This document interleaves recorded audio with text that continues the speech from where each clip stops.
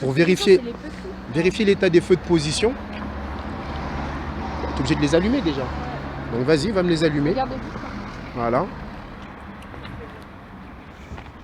Comme ça, quand tu mets juste le contact, qui est déjà mis à mon avis, tu as allumé les feux de position. Donc tu vois, ça se voit très légèrement. C'est les LED qui sont sur le côté. Donc là, je vérifie ça fonctionne, c'est propre, c'est pas cassé. À l'avant gauche, à l'avant droit aussi, ben, je vérifie ça fonctionne, soit propre, soit pas cassé. Et à l'arrière aussi, c'est très important. En se reculant un peu, on va voir légèrement que c'est allumé. C'est ici. On voit légèrement que c'est allumé là. Ici, du côté gauche ou du côté droit. Alors quand il y a du soleil, on s'en rend pas bien compte. Mais il n'y a que pour les feux de position. Voilà, c'est là. Donc on voit bien la luminosité qui est un peu plus importante que sur le reste. Donc fonctionne, propre, pas cassé. Donc les feux de position, c'est rouge derrière et blanc devant. Et si c'est les feux de croisement, vas-y. Donc pour l'utilisation des feux de croisement,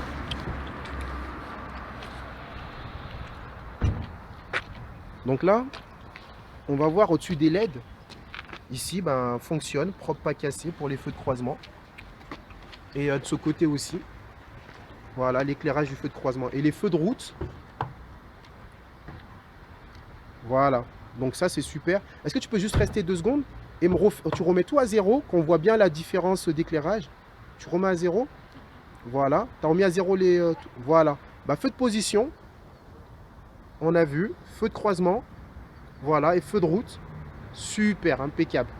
Donc après, pour l'utilisation des feux, le feu de croisement, si on vous demande quand est-ce qu'on l'utilise, le feu de croisement, ça s'utilise partant de BNP. Brouillard, neige, pluie. Pour les feux de position, eux, c'est que en ville quand c'est bien éclairé. Ou éventuellement aussi... et nuit aussi. Enfin, oui, de nuit quand c'est bien éclairé, on peut le préciser. Mais c'est surtout aussi quand on est stationné à un endroit la nuit. Ou exemple, nous, notre placement, là, il est bien le long de la route. Mais si des fois on déborde sur la chaussée, on peut tout simplement penser à quoi? Bah, mettre les feux de position pour être mieux vu. Donc ça va être mieux vu, en fait, tout simplement, si on est mal stationné la nuit. Après, les feux de croisement, brouillard, neige, pluie, les feux de route, c'est que sur les routes non éclairées. Et après, le clignotant droit, comme ça, au moins, ça ne gênera pas. Ah, le feu de brouillard avant, tiens, t'avais oublié. Donc, le feu de brouillard avant, voilà. Donc, le feu de brouillard avant, ça va te permettre d'avoir ici, en bas, côté gauche et côté droit.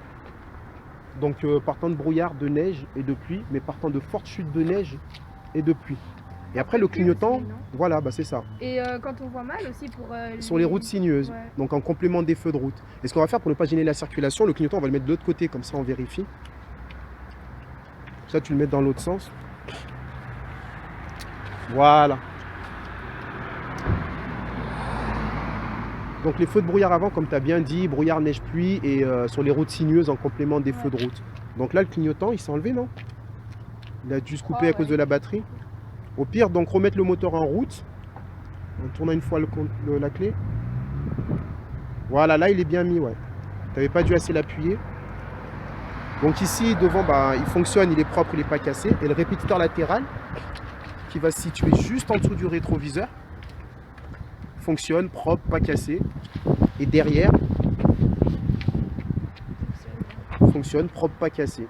Et après, bah justement, si tu peux monter et nous mettre pour le feu de recul, donc tu enlèveras le clignotant. Comme ça, on va faire les feux de brouillard arrière, feu de recul et feu stop.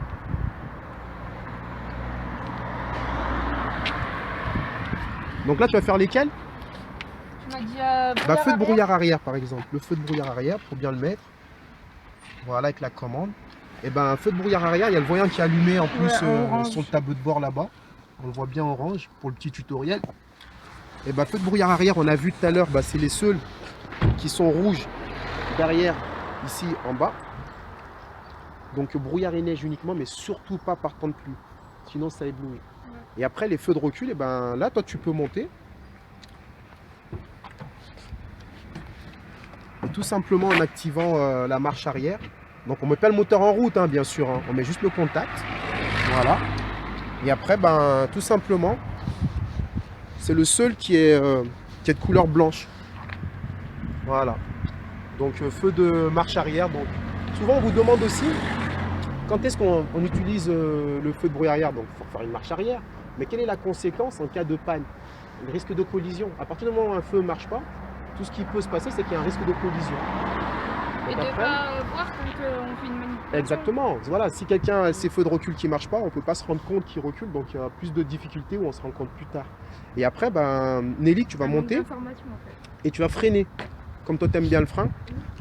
Comme ça, on va voir l'état des feux stop. Donc ça, c'est avec l'assistance de l'accompagnateur. On demande à son moniteur, voilà, de freiner de temps en temps. Et on fait-le plusieurs fois. Voilà. Impeccable.